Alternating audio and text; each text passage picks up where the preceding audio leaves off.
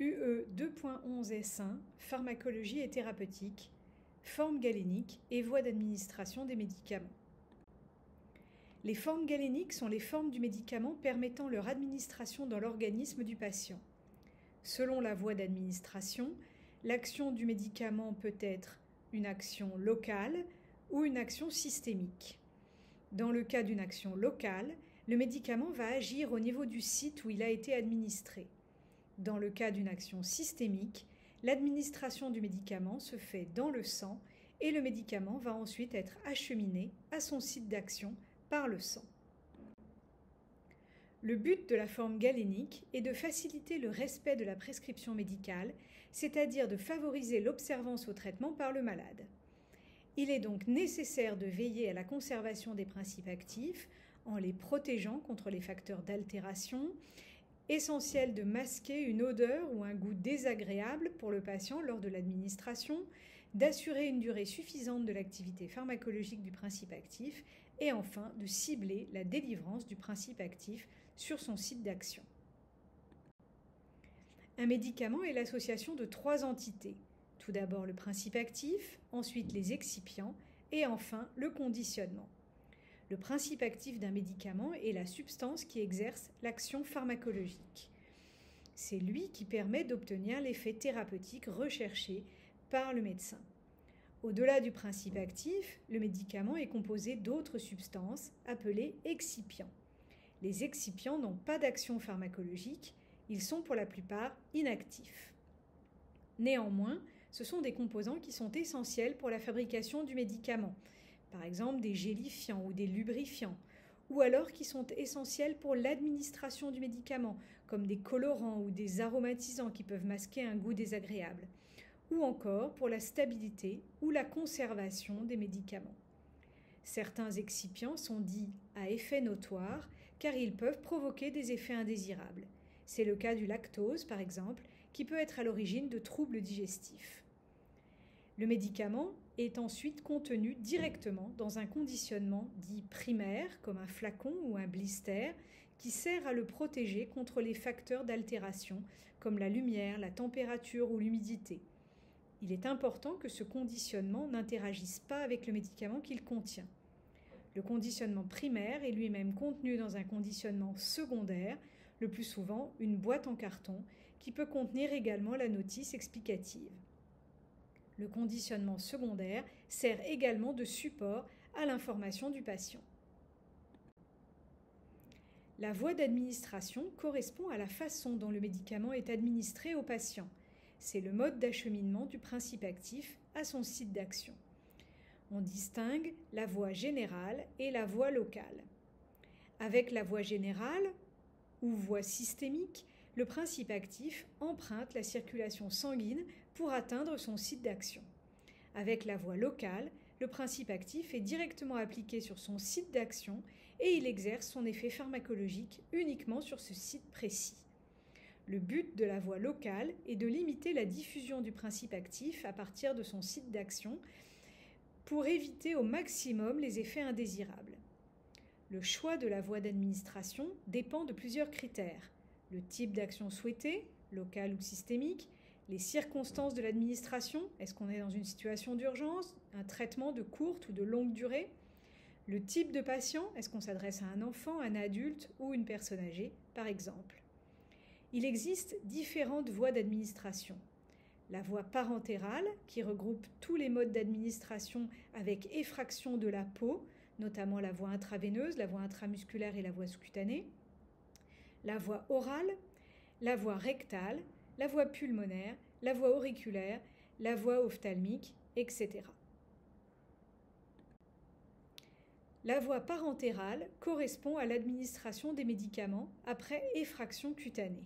Elle regroupe la voie intraveineuse, la voie intramusculaire, la voie sous-cutanée et d'autres voies d'administration moins fréquemment utilisées mais que vous rencontrerez peut-être, la voie intradermique, la voie intra-artérielle, la voie intrarachidienne par exemple. Les préparations pour injection par voie parentérale doivent être stériles, apyrogènes et avoir une osmolarité et un pH de la solution comparables à celles du sang humain. Les avantages de cette voie d'administration sont la rapidité d'action, l'absence de dégradation digestive du médicament et une biodisponibilité de 100%. En revanche, cette voie présente de nombreux inconvénients.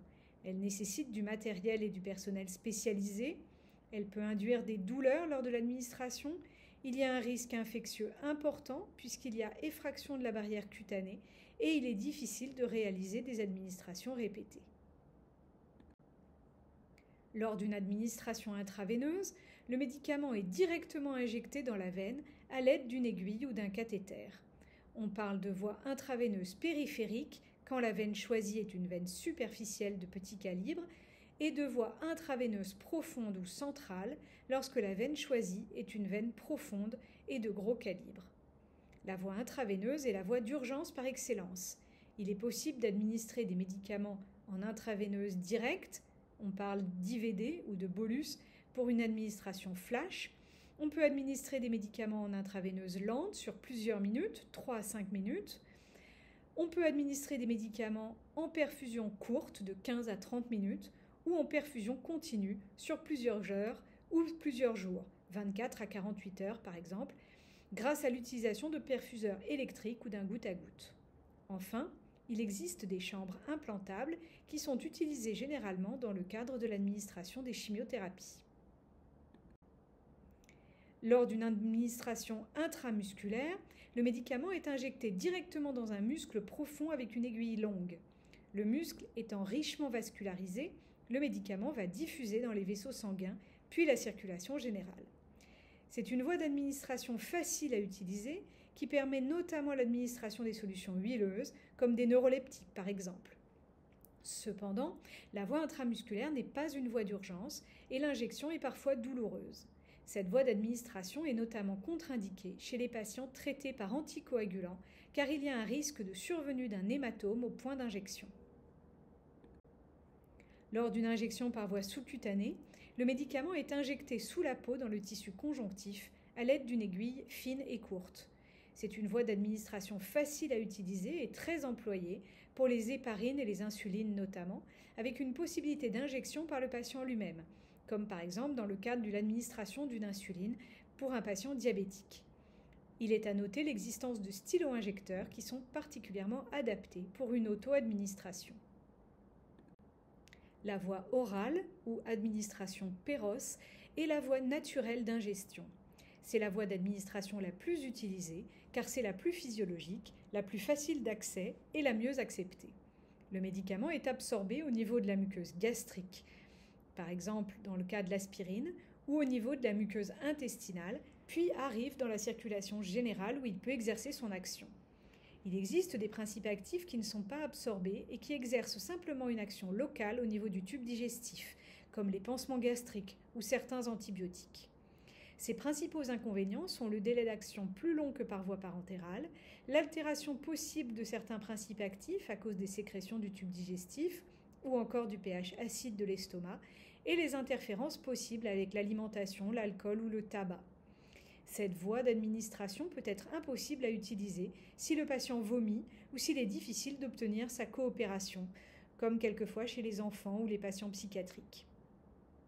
Il existe différentes formes galéniques permettant une administration par voie orale, les comprimés, les gélules ou les liquides pour usage oral par exemple.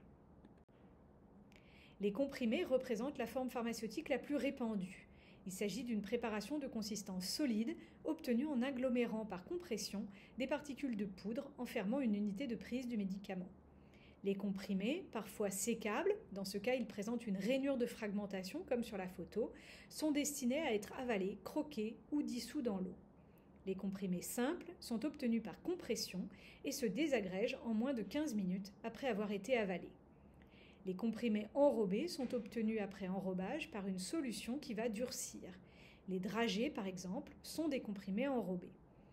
Ces comprimés se désagrègent en 30 à 60 minutes selon l'épaisseur de l'enrobage. L'enrobage permet notamment de masquer l'odeur ou le goût du médicament, de protéger de la lumière le principe actif ou de fabriquer des comprimés dits gastro-résistants. Dans ce cas, l'enrobage ne se dissout pas sous l'effet du pH gastrique, mais uniquement à des pH supérieurs dans l'intestin. L'intérêt est de protéger le principe actif de l'acidité de l'estomac, mais aussi de protéger la muqueuse gastrique du principe actif. Les comprimés effervescents contiennent des substances acides et des carbonates ou bicarbonates permettant une désagrégation et une dissolution rapide. C'est le cas par exemple de l'aspirine effervescente pour laquelle la mise en solution de l'aspirine est facilitée par l'addition dans sa formule de bicarbonate de sodium. Les comprimés dits dispersibles doivent être dissous dans l'eau avant d'être avalés, la désagrégation s'effectuant dans le verre d'eau. Le patient avale l'eau contenant le comprimé dispersé en petites particules. Les comprimés orodispersibles ou sublinguaux, encore appelés glossettes, sont placés tels quels dans la bouche par le patient. Ils sont destinés à rester dans la bouche pour s'y désagréger. C'est le cas par exemple du spasfon lyoc. Le principe actif se dissout rapidement et il est absorbé à travers la muqueuse sublinguale sans subir l'effet de premier passage dans le tractus gastro-intestinal ou le foie. Ce type de comprimé peut être utilisé chez des patients présentant des troubles de la déglutition. Les comprimés à libération prolongée permettent une libération beaucoup plus lente du principe actif dans l'organisme afin de couvrir, avec une seule prise, un plus grand intervalle de temps et ainsi d'améliorer l'observance. Par exemple, un comprimé à libération prolongée par jour au lieu de 3 comprimés par jour. Les gélules sont des capsules dures contenant un médicament. Elles sont constituées d'une enveloppe de forme cylindrique à base hémisphérique composée de 2 capsules à emboîtement dont la paroi à base de gélatine est dure et mince et renferme une unité de prise du médicament. Le contenu peut être une poudre ou des granules. Les gélules doivent être conservées à l'abri de la chaleur. Chez les enfants ou les personnes âgées souffrant de troubles de la déglutition, il est possible de vider la gélule dans les aliments. Attention, il existe des gélules particulières, les gélules gastro-résistantes et les gélules à libération prolongée. Les gélules gastro-résistantes sont constituées d'une enveloppe résistant au suc digestif afin d'éviter la dégradation du principe actif par l'acidité de l'estomac ou de protéger la muqueuse gastrique contre une irritation induite par le principe actif. Les gélules à libération prolongée contiennent des granules qui se dissolvent progressivement dans le tube digestif. Ces types de gélules ne doivent pas être ouvertes et il ne faut en aucun cas les dissoudre ou les écraser. Enfin, les liquides pour usage oral peuvent être des solutions contenues dans une ampoule buvable ou un flacon, des suspensions, c'est-à-dire des particules solides de principe actif dispersées dans un liquide, des émulsions, c'est-à-dire des globules de principe actif liquide dispersés dans un liquide non miscible, des sirops, c'est-à-dire des préparations aqueuses caractérisées par une concentration importante de sucre, ou des poudres ou des granulés qui seront mélangés dans de l'eau par le patient pour préparer une solution ou une suspension. Par voie rectale, le médicament est introduit par l'anus et se retrouve dans le rectum où le principe actif est libéré par dissolution. Il est ensuite résorbé à travers la muqueuse rectale et arrive dans la circulation sanguine par les veines hémorroïdaires. Certains médicaments administrés par voie rectale peuvent exercer simplement une action locale, c'est le cas des médicaments anti-hémorroïdaires par exemple. Cette voie d'administration est souvent intéressante chez les enfants. Par voie vaginale, on utilise des ovules, des comprimés vaginaux ou encore des solutions, des émulsions et des suspensions pour le traitement d'affections locales. Par exemple, on administre par voie vaginale des antibiotiques, des antiparasitaires, des antifongiques ou des hormones. Cette voie nécessite le respect de la flore et donc un pH compatible avec celui de la flore vaginale. Par voie pulmonaire, l'administration se fait par la bouche et le principe actif est absorbé rapidement par les muqueuses de la trachée et des bronches. L'effet peut être local, par exemple dans le traitement de l'asthme, ou systémique, par exemple dans le cadre d'une anesthésie. Il peut s'agir d'une voie d'urgence, par exemple dans la crise d'asthme.